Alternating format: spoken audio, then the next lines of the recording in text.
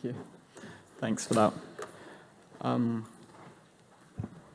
Thank you very much for the opportunity of giving this talk today. My name's Charlie Pugh, and I'm a PhD student in the Diaz and Fraser Lab. And today I'm going to talk to you about improving likelihood-based fitness prediction with generative sequence models. So I guess we all know that predictive fitness is crucial for many tasks, and it's very directly relevant for the clinical interpretation of variation at scale, but then also maybe more indirectly in the design of new systems or molecules, because while we might want to optimize a particular trait, we still need to maintain a functional molecule. But fitness is a hard thing to capture because it seems to be a composition of many different components that make a molecule or sequence function well in context. And so one really promising strategy that maybe many other people have given a nice introduction to across these days is learning about fitness through evolution. So this UMAP here is trying to represent the sequences across evolution, and these have been subjected to selective pressures. And so we might learn about constraints that are acting on those by studying them. And a very systematic way of doing that is by fitting a generative model to those sequences. And these generative models kind of provide us with two abilities. So we can make more natural-looking sequences, so sequences that look like those we've seen in nature, or we can take a new sequence and say, does it look natural? And, excuse me. And it's this second ability that is going to drive our fitness predictions just by looking at these sequences. And so if we have a reference and an alternative sequence, and we want to know what is the fitness impact of this mutation, we can kind of look to the likelihoods from the model, and we say if the model seems more natural and it's got a higher likelihood in the model, it's more likely to be neutral. But if it's got a lower likelihood, it seems unnatural and like something that couldn't be seen possibly because it's deleterious. And using this technique of likelihoods, we've been able to build more and more expressive models and get better and better fitness predictions. And so this kind of ranges from older, simpler models that worked very well, such as column conservation in a multiple sequence alignment, ranging to modern techniques that Pascal and Patrick and Julian yesterday gave a very nice introduction to, such as the language modeling of biological sequences. And so there's kind of a natural question then, since we were able to improve in this way, and that's, can we continue fitting better and better models and get better fitness predictions? And really, I think Patrick nicely motivated this, and it's in natural language processing, so learning about language, we've been able to kind of create these laws where scaling up the amount of compute we put into a language model, we can get predictably better and better fit models. And that really unlocked these incredible emergent abilities that we're all familiar with, like ChatGPT. And so a question is, can we do the same trick with fitness estimation? As it's been pointed out by Pascal, and it's a kind of emerging knowledge is that this doesn't work for protein language models. So you can see on the x-axis here, we increase the model size of parameters, and we get either plateauing or diminishing, sometimes even fitness prediction quality. And so something about this isn't working. And one thing important to note is that these bigger models do in fact generalize better, and they are better fit to the data distribution. And really what it seems to be, and there's emerging evidence for this, particularly in the case of protein language models, is that there's a difference and a gap between likelihood and fitness. And what appears to be driving this is that a database of natural sequences isn't only the product of fitness. There are kind of many other ingredients that go into this. And I'll just name a few. So there's been evidence that data composition, so us preferentially selecting sequences from organisms similar to ourselves or other model species has biased likelihoods. And so we might think of mutations as more fit if they're more similar to human, even though that's not the case. And we can also see there's an interesting effect where fitness predictions can get worse when you learn a sequence too well. So these studies recently have kind of identified this issue, and although we reconstruct a sequence better, we're using the wrong information to do that, and we're like almost memorizing the sequence. We're using correlations that aren't related to fitness, but other things. And that's closely related to this next point, which is the phylogenetic structure of the data itself, even without those other two problems, separates fitness and likelihood in theory. And so this work nicely identifies this issue in theory. And you can kind of see from this example, so if we have the E allele here in blue, we only ever see this in the context just after a G. And that's kind of just by chance due to the phylogenetic structure of the data.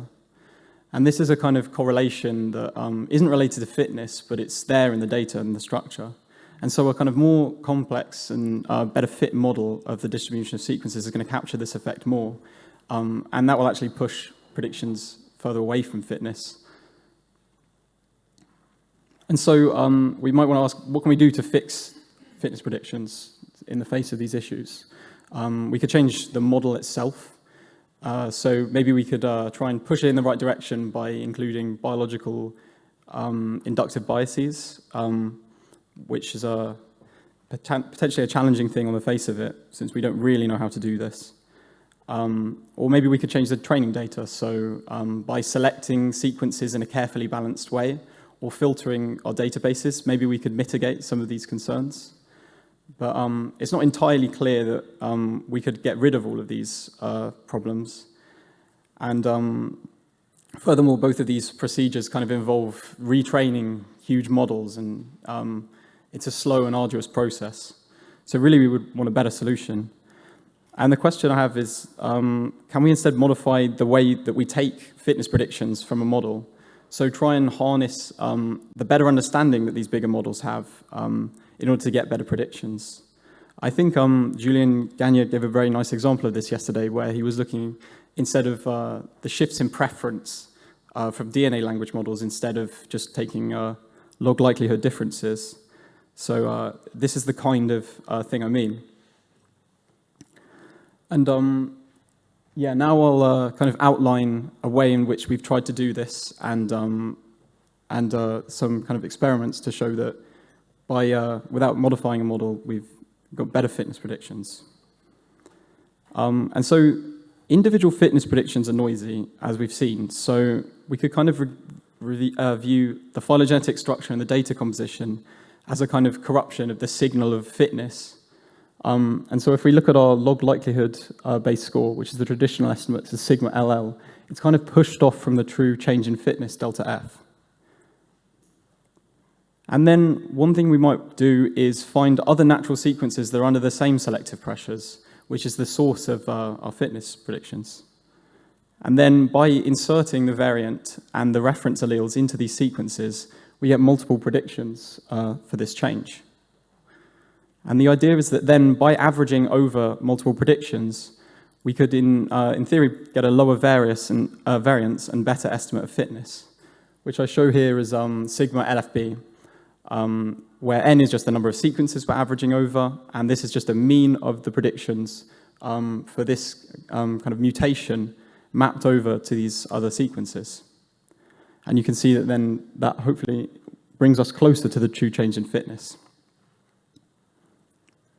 And we looked at a very simple model that captures these kind of evolutionary forces we were talking about. So that in an Ornstein-Uhlenbeck model, we have these forces of selection and drift. And so sequences are drawn towards kind of a simple optimum, which is F there. But there's also this force of drift, which is pushing them off. And that's it's a bit of a noise, essentially. And that provides the phylogenetic structure of the data in this simple approach. And then if we kind of make the assumption that a bigger model is going to be able to capture more those deviations from drift, which is kind of like a Brownian motion on top of the predictable selection, then we find, in fact, that the LFB estimator will have a lower variance than the single log likelihood. And what it would do is kind of wash away the effects of this random drift by looking at different samples. That's all very well, but we wanted to test this in practice. And so we looked at Protein Gym, which is a collection of assays excellently presented by Pascal and curated. So just to briefly cover what we did to check, we looked at DMS, many experiments from members of the audience. So what that would be basically looking at the score of a DMS and a model score for each of these experiments and taking a Spearman correlation. And then by taking a mean over all of these correlations, we'd kind of see whether we would capture lots of different properties, and then hopefully that's a kind of proxy for fitness. And we also looked at separating benign and pathogenic variants. And so just looking at the separation and taking AUC scores on 305 clinically annotated genes. And to look at the DMS data, we can see here these dotted lines show the baseline models. So we evaluated on these two families, ESM2 and ProGen2, which have different sizes. And we can see here this kind of plateauing behavior, although they're both fairly strong models. And then by using the LFB averaging procedure, we were able to obtain significant improvements across all of these models, and also interestingly reverse some of the trends. So notably in each case, the biggest model, which is best fit to the data distribution, then does better. So we were hopeful that this was providing some evidence we were indeed getting closer to fitness. And we see a similar trend on the separation of benign and pathogenic variants, which is very nice as it's quite closely related to all of the clinical related issues. Yeah, and in particular, we see a similar downward trend reversed for the ProGen2 model, and generally an improvement. And we can zoom in and just look at those individual gene predictions, and you can see that in kind of most cases, we make an improvement by taking this procedure, and in some cases, that's quite significant, so it would be really the difference between a usable and a non-usable model in the clinical setting. We also applied this procedure to a DNA-based model and evaluated on clinical variants, so EVO2. And we had some initial indications that this was also applicable there, which I'll be showing in my poster and also the preprint for this. And furthermore, we then went to look at the efficiency of the methods. So how many sequences did we require to get these improvements?